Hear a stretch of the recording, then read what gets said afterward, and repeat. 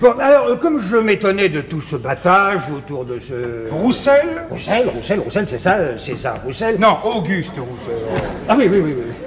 Oui, on m'a expliqué que vous étiez le grand responsable de toute cette campagne. Et c'est exact. Eh bien, monsieur, mes compliments. Ah, vos procédés sont efficaces. Ah oui. Ça, les journaux de ce matin sont une nouvelle preuve. Le coup de poing à fleur de canage, c'est follement drôle. C'est une idée de vous. Très bonne idée. Si, je veux voir, si. Une des personnalités les plus influentes de notre conseil d'administration, Monsieur Rénal, qui à 80 ans est resté un véritable enfant terrible. Très rigolo. A estimé que cette popularité d'Octave Roussel... Non, d'Auguste Roussel. Oui, enfin, de ce Roussel, constituait pour la BLDI une publicité de premier ordre. Ah ben. Après tout, c'est bien possible. Je ne vois pas comment, mais enfin, je veux bien, moi je veux bien. Bref, monsieur Rénal ayant réussi à convaincre le conseil, on m'a prié de prendre contact avec vous. Monsieur Boyer-Delin, voulez-vous que je vous parle franchement? Mais je vous en prie, monsieur. Eh bien, j'attendais votre visite. Pardon? Oui, si j'ai entrepris cette campagne de publicité autour d'Auguste Roussel, c'est que je pensais que forcément, un jour, votre maison s'y intéresserait. Ah oui, et là, monsieur Rénal avait 1000 fois raison. Ah, c'est votre avis? Bien sûr. Il est un fait certain que depuis 3 semaines, depuis le plongeon d'Auguste Roussel, on a parlé de la BLDI 10 fois plus, 100 fois plus qu'on en avait fait depuis sa fondation en... 1852. Voilà, c'est vrai, mais c'est amusant, ça. Eh oui, et reconnaissez-le, rien ne permettait au public, a priori, de reconnaître la BLDI parmi le Crédit Lyonnais, la Société Générale ou le Crédit d'Escompte. Oui, c'est Bon, ça. vous étiez noyé au milieu d'un troupeau d'affaires. Oh. Et grâce à Auguste Roussel, quand on dit la BLDI, on sait exactement maintenant de quelle banque il s'agit. C'est celle de... Jules Roussel. Non, d'Auguste Roussel. Oui. J'ajoute que non content de vous distinguer de vos concurrents, le public pense de vous, et toujours à cause d'Auguste Roussel, tiens, voilà une banque qui sait choisir ses collaborateurs. Voilà. Des employés qui se jettent dans la Seine pour aller rechercher le passant doivent être très prévenants à l'égard de leurs clients. Et une banque qui sait s'attacher de tels gens est digne de confiance. C'est vrai, mais je n'avais pas pensé à ça, moi. Voyez-vous, grâce à Auguste Roussel, la BLDI montre au public un visage franc, loyal et honnête. En un mot, une aventure humaine. Et croyez-moi, monsieur Boyer-Delin, rien n'est meilleur dans la publicité. Eh bien, c'est à peu près ce qu'avait dit monsieur Rénal, mais vous l'expliquez mieux, monsieur, vous l'expliquez mieux. Cette fois, je crois même que j'ai compris. Voyez-vous, aussi longtemps que l'on parlera d'Auguste Roussel, la BLDI ne restera pas une banque anonyme. Eh bien, monsieur, c'est précisément le but de ma visite. Je suis venu vous demander si vous accepteriez pour nous de continuer à faire parler de ce... D'Auguste Roussel? Mais certainement, monsieur, c'est mon métier. Eh oui. Seulement, vous disposez pour cette opération d'un budget important? Est-ce que 10 millions par mois vous paraissent une somme suffisante? 10 millions, mon Dieu, avec 10 millions, on ne peut pas s'attendre à faire des miracles. Hein. Mais je crois que je pourrais quand même faire quelque chose de très bien. Vous serez content. On parlera d'Auguste Roussel tous les jours. Tous les jours, je ne peux pas vous le garantir. Ça, c'est que monsieur Rénal veut qu'on parle de lui tous les jours. Écoutez, mon cher monsieur, pour qu'on parle de lui tous les jours, il faudrait le faire entrer dans la catégorie des gens dont on parle tous les jours, c'est-à-dire les princes, les stars ou les milliardaires. Mais je ne vois pas comment on pourrait faire de Roussel un prince ou une star. Hein? Non. Mais il serait peut-être possible d'en faire un milliardaire. Vous croyez? Oui. Oh, comme c'est rigolo, ça. Rien n'est plus facile que d'être milliardaire. Hein? On vous demande pas de présenter vos milliards. Bon. Monsieur Roussel, monsieur Boyer-Delin, pardon. Demain, à la vente de la galerie Charpentier, Auguste Roussel achètera un Gauguin 40 millions. Oui, ça suffira à le faire classer parmi les milliardaires. Oui. Nous expliquerons ensuite sa fortune subite. Nous dirons qu'un des grands actionnaires de la BLDI, au moment de sa mort, a appris le beau geste d'Auguste et lui a légué toute sa fortune. Voilà. Et nous parlerons encore de la BLDI. Hein? Et dès lors, Auguste Roussel pourra fréquenter Longchamp, Maxime, Cannes. Oui, mais et le tableau de 40 millions, alors?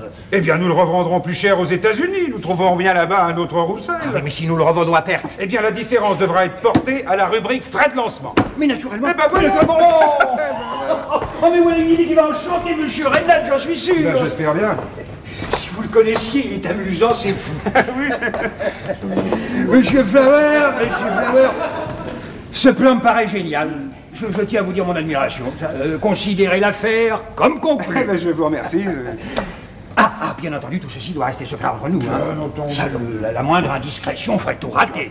Bon, alors ne m'appelez pas au téléphone, envoyez-moi un mot, je viendrai ici, n'est-ce pas? Ça, voilà. Bon, eh bien, monsieur Flower, vous avez dès à présent un compte de 10 millions ouvert à nos guichets. Eh ben, je vous remercie. Au revoir, monsieur Flower. Au revoir, monsieur. C'est par ici, monsieur. Pardon. Merci. Je vous remercie. Je vous remercie. Au revoir, monsieur. À bientôt.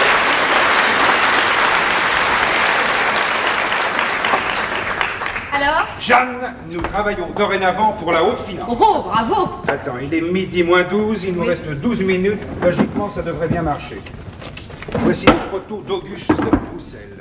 Tu descends en bas. Oui. Tu vas au prix unique d'à côté et tu attends la sortie des petites commises à midi. Hein? Oui. Tu leur donnes les photos avec ordre de se précipiter sur Auguste pour lui demander des autographes. T'as entendu? Bon, il est bien entendu que tu leur donnes un billet de 10 francs à chacune. Oui, bien hein? sûr, ça- Ça va? T'as compris? Ok. Très bien. Alors C'est tout? maintenant, laisse-moi avec mon milliardaire. Entendu. C'est une catastrophe. Mais non, mon cher, c'est sensationnel! Vous avez lu les journaux? Mais- Ils écrivent tout ce que vous avez dit à la voix chrétienne. Dieu, vous m'avez pas obéi, vous m'avez fait orphelin. Mais c'était si bon! C'était si bon, je n'ai pas pu me retenir. Il n'y a absolument rien de ma vie là-dedans. Eh bien, ce sera votre légende.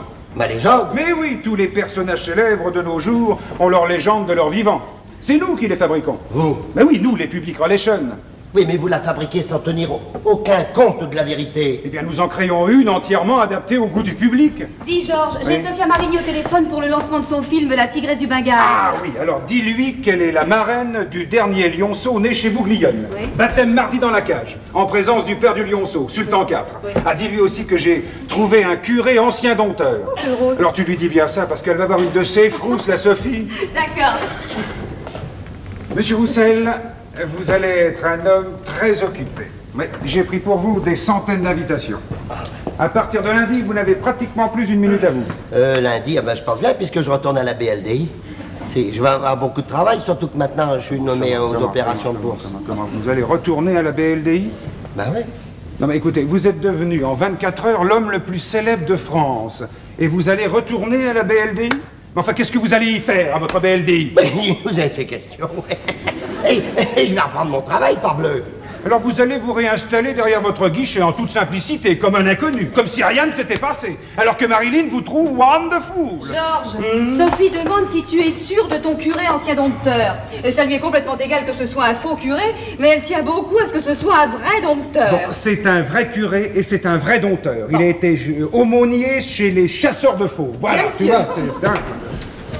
Non, monsieur Roussel, vous ne pouvez pas retourner à la BLDI, ce n'est pas possible. Vous rendez-vous compte? Dans une semaine, on n'entendra plus parler de vous, hein? Adieu la popularité, fini la gloire? Non, non, non, non, non. Tant mieux. Enfin, écoutez, il y a des gens qui dépensent des millions pour être célèbres. La popularité, c'est un capital énorme. Ce capital, vous l'avez, vous n'avez pas le droit de le perdre, et puis c'est tout. Mais moi, je veux pas être célèbre, moi. Mais qu'est-ce qu'il faudrait que je fasse encore? Bon, écoutez, alors je vais vous faire une proposition, hein, très simple. Si vous ne retournez pas à la BLDI, je vous offre 500 000 francs par mois. Ça va? Pourquoi vous plaisantez? Bah, je ne plaisante pas, je vous offre 500 000 francs par mois si vous ne retournez pas à la BLDI, c'est tout. 500 000 francs par mois. Oui. Vous vous rendez compte de ce que c'est? Bah oui, C'est sérieux? bien sûr. 500 000 francs. C'est exactement 4 fois ce que je gagne à la banque. Mais pour longtemps? Oh, une personnalité célèbre bien administrée peut durer toute une vie. 500 000 francs par mois. Mais on doit avoir des frais, alors. Mais ils seront pour moi. Oh, ben en effet, dis donc, avec une telle paye, on peut faire des économies. Ah ouais. Il n'y a pas de retraite. Oh.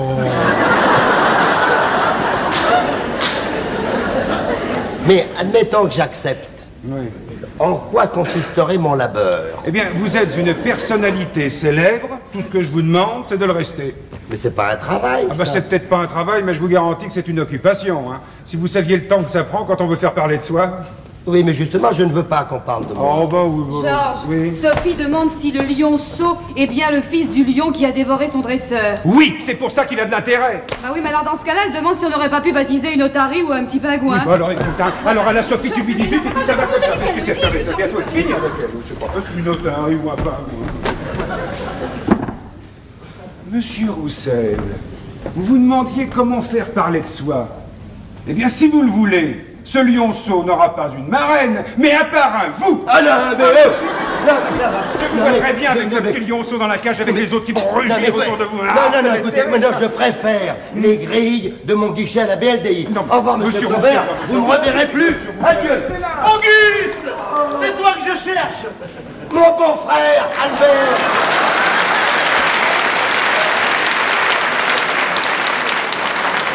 Alors, qu'est-ce qui se passe? C'est ta concierge qui m'a dit de venir voir.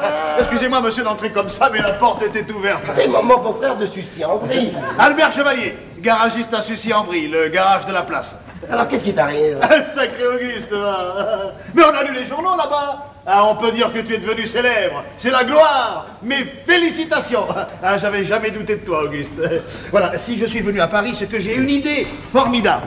Je te ramène à Sucy. Jeudi, tu vas présider l'inauguration de notre semaine commerciale. Ce sera excellent pour notre publicité. Seulement, je devine qu'avec tout ce qui t'arrive, tu vas être très occupé. Alors, j'ai voulu t'en tenir tout de suite. Ce sera sensationnel. Qu'en pensez-vous, monsieur Flower? Ça oui, je suis de votre avis, ce sera sensationnel. Et bien sûr, je m'y attends, nous allons faire des jaloux. Surtout à Sucy. Mais entre nous, tu es maintenant le plus glorieux des enfants de la ville. Il est même plus connu que Tchaïkovski. Tchaïkovski. Le footballeur. Le demi-aile de Strasbourg. Il est né à Sucy-en-Brie. À Sucy, il a sa photo dans tous les cafés. Mais aujourd'hui, Auguste lui est passé devant. Ah, vous avez lu l'article sur le journal de midi? Oui, bien sûr, j'ai lu. Ben, j'en avais la larme à l'œil. Vraiment. Ça me rappelait tant de vieux souvenirs.